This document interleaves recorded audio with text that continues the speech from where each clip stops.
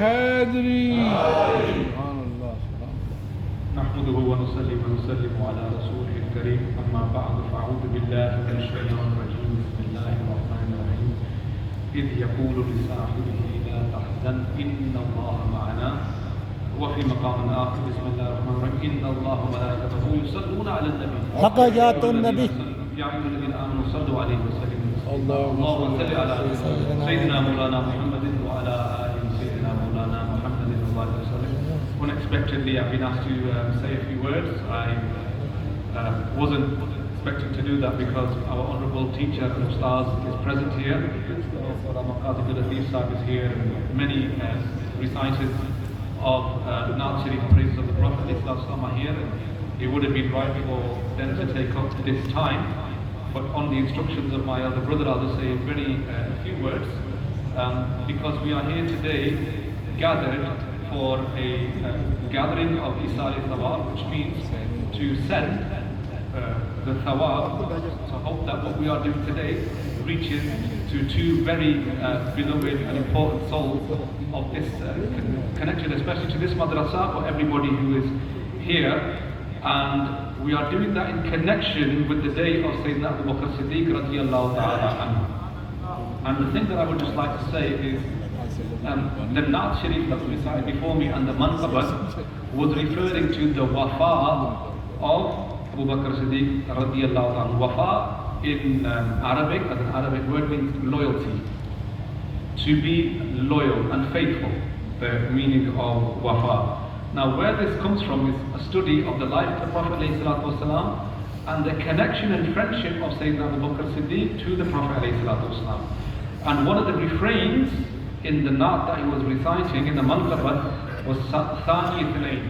This actually comes from the Quran, because in the Quran, in the famous event of the Seerah, when the Prophet ﷺ left from Makkah Sharif because of the persecution that they were facing there, on the way they stopped in a cave, and when they got to the cave, this cave of Thawr, then they were being pursued by the enemies of Islam who set out against him and his companion Sayyidina Abu Bakr Siddiq.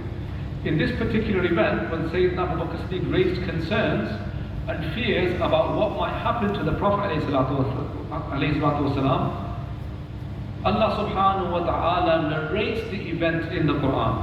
So now this is a speech between two companions, between the Prophet ﷺ and his very dear and close companion. And Allah subhanahu wa ta'ala loved this speech so much that it was part of the wahi. Of course, the eternal wahi and revelation of Allah subhanahu wa ta'ala was in the divine plan that this would always happen. And it's narrated in very eloquent terms, beginning by saying when he said to his companion, when there were two, when he was one of two in the cave, and he said to his companion, do not fear. So this is the Prophet ﷺ, do not grieve, do not have any huzn. Now there is a difference between khawf and huzn. Huzn is usually something for what has already transpired for the past. Khawf is something that is going to happen in the future. This is a subtle distinction in the way that the words are used in Arabic. And it says, do not fear or grieve, because Allah is with us. Subhanallah. Now the two important points here is that the Sahabiyyah, the companionship of Sayyidina Abu Bakr Siddiq is established from the Quran itself. So to deny his companionship on this basis, because Allah has affirmed his companionship, it's from the same Sahabi, from Sahib, makes one a non-believer. It takes one outside the fold of Islam, because his Sahabiyyah, his Sohbah, is established from the Quran itself. And secondly, who can doubt the Siddiqiyyah, the truthfulness and the loyalty of Sayyidina Abu Bakr Siddiq radiyallahu ta'ala anhu, when the Quran says, the words of the Prophet afterwards are what? Inna Allaha ma'ana. It's not Inna Allaha ma'i. In Arabic you would say, God, the Prophet said, Allah is with me. In fact, the plural is used, Inna Allah ma'ana. Allah is with me and He is with you. Subhanallah. After this, can anybody doubt the faithfulness of Sayyidina Abu Bakr Siddiq? If they are doing so, they are denying the Quran. And they're denying the words that the Prophet ﷺ said that Allah is with both of us collectively, not just with me. If He wasn't, He would say Allah is with me. And we have examples of the Prophets when they are with enemies or with the munafiqeen, when they use the word Inna Allah ma'i for themselves. We haven't got the time to go into detail, but here it's specifically ma'ana, Allah is with us. Subhanallah. Now what does this story, what is the munasaba of this story and of this Quranic passage with what we are commemorating today? Today we are remembering two amazing companions who stuck together their whole lives.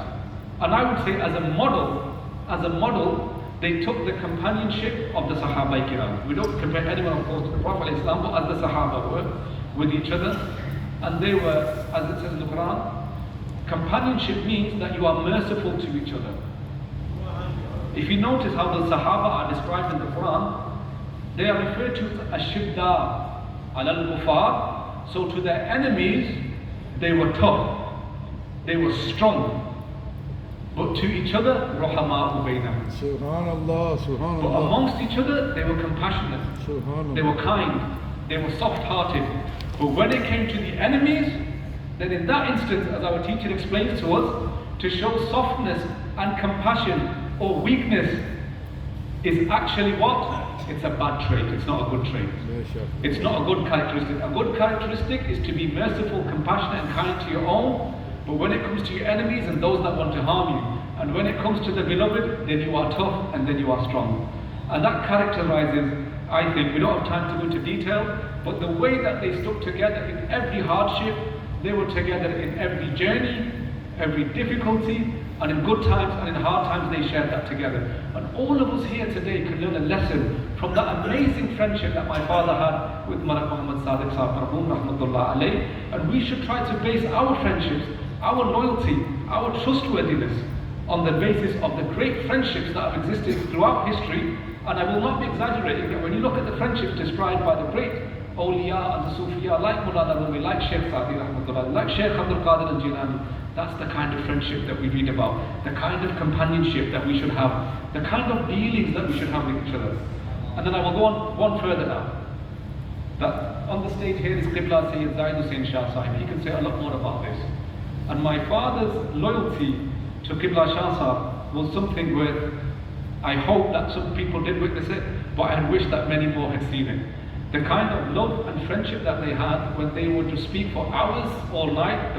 The method or the majlis was planned to be just a couple of hours for dinner, and I remember till Fajr they would be sat there and they would be discussing. Sometimes they would argue as well, by the way, I can say that here, but in a kind-hearted and in a very loving way. And there was never any animosity, because the discussion and debates they had were all for ilm and for knowledge. And Qibla Shah Sahib would say, Mustafa, get the book out from that shelf. And my father would say, you get the book out from the other shelf. And they would compare the sources and the books themselves until they reached to some kind of conclusion. But my father always knew that Shah Sahib's sidq and his sincerity was unquestionable.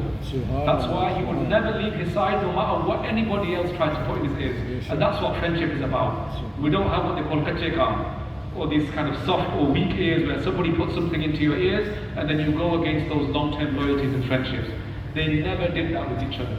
So I'm hoping, and inshallah Shah Sahib will testify to this, that these kind of friendships that we read about in the Quran, that we read about from the Seerah, that was the kind of loyalty and friendship that my father had with Qibla Zaid Hussain Shah Sahib and Qazi Qibla Abdul Latif Sahib and all his friends. One thing nobody will deny about my father were two things, and based on the story of Sayyidina Abu Bakr Siddiq, was ikhlas and wafa.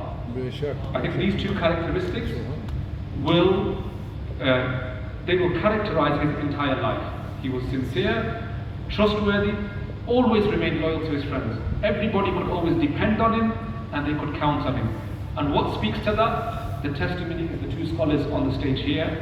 The testimony for that is Malik Sadiq Sahib's son and his grandsons that are here, and when he loved somebody, he loved every nisbah towards them. This is important. Like when we say about the Prophet ﷺ and the Sahaba, we have love and respect, as Allah Hazrat Imam Ahmad Raza Khan says, even for the thorns of Medina Sharif. Dashte Tayba ke khar phirte hain. Subhanallah. फूल क्या देखूं मेरी आंखों में दश्त तैयबा के खार फिरते हैं. Forget the roses and the flowers of Medina, even the thorns of Medina are beloved to me, and they have dazzled my eyes, which we normally see as an aib, as a defect.